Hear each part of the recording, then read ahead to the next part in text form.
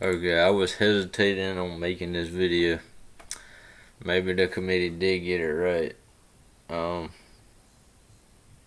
as far as like from a business perspective and stuff like that, I guess, and they were never gonna keep a SEC champion out. Maybe Texas wasn't supposed to be in, but I don't know, man. I still think Florida State should have been in, but it's just a weird spot. Also, doesn't help that most of those people on that committee may have never played football before, like figured out that some of them were professors and some of them were connected to certain universities. They don't even watch football like that. And then, I don't know, man. I mean, obviously Alabama was going to get the benefit of the doubt when they beat the number one team, Georgia. It's also weird because I'm a Georgia fan and Georgia dropped from 1 to 6, but honestly, I don't think they should have made it this year. But that's still crazy that they dropped them that far, because I almost feel like if that was somebody else, maybe they would only drop to 4. But it was also a very top-heavy year in college football, so I don't know. Maybe that was the right call, maybe not. Like it says, Longhorns were 12-1 in the class of the Big 12.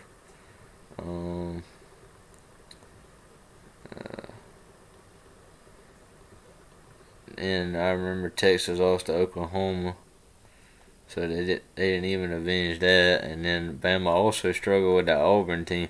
I don't know, man. I know they lost both their quarterbacks, but the original backup was going to be ready in time.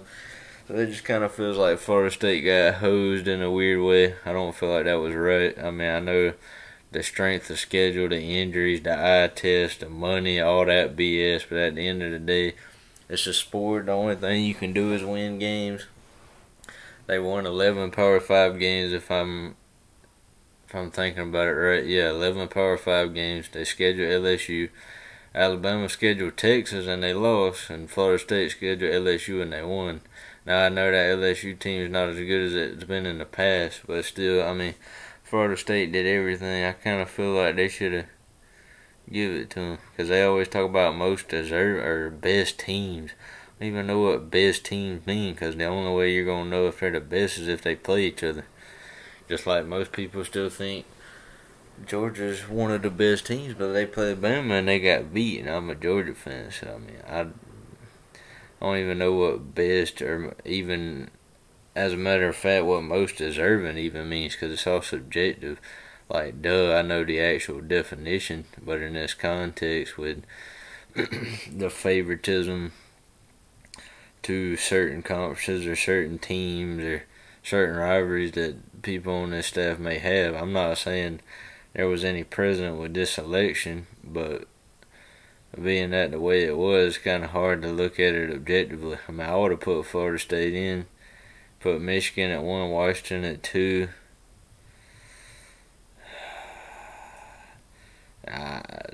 I don't even know. I mean, you had to put Michigan in. I mean, I don't know. And then it's kind of obvious that if Texas was in, Alabama was going to be in. They're kind of like a package deal, because they kind of want to set up that rematch. I mean, I still think Georgia deserved to be in, but they're probably on the outside looking in. Even Ohio State, and I don't even like Ohio State or most of their fans. So the ultimate way to fix it is to come up with an actual solidified criteria, and they stick to it and don't change it from year to year. And they expand the playoffs to, like, 12 teams next year, so they won't even have to worry about it. But then people will be debating about, like, the 12, 13, or 14 spots. But I mean, at that point, there's such a big talent gap and coaching gap, I don't really think it's going to matter. But if, number 12, 11, or 10 team comes in there and wrecks the place and wins the whole entire thing and takes a natty back to their campus, then I have to get on here and eat my crow. But yeah, that's pretty much it. I don't know. People have seen this Booger McFarland clip might have to take this part out. I don't know. Maybe not.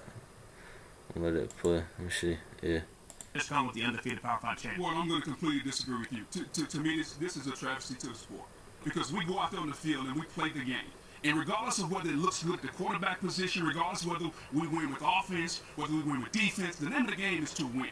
And that's a reason never before has this not been done.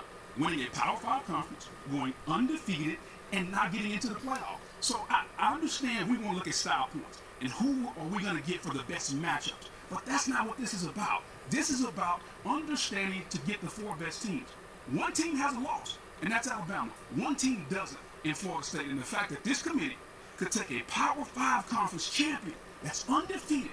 Those kids have went out there and busted their behind and not get into the playoff based on the eye test. Mind you, this is the same Alabama team who needed a prayer in Jordan Hare to beat an Auburn team that lost to New Mexico State. So that's really what has me bothered right now. Reese. And see, that's what I was bringing up as well with the prayer and Jordan Hare coming down to one of the last plays. I mean, I know it's a rivalry game and all that.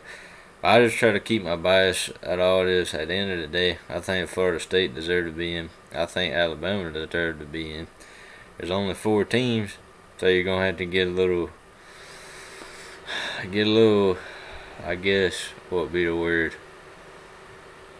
Political? Maybe not.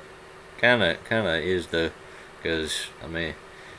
Now people are saying college football is a business and trying to take the committee's point of view instead of the fan and the player, which are the two that matters most, not the business.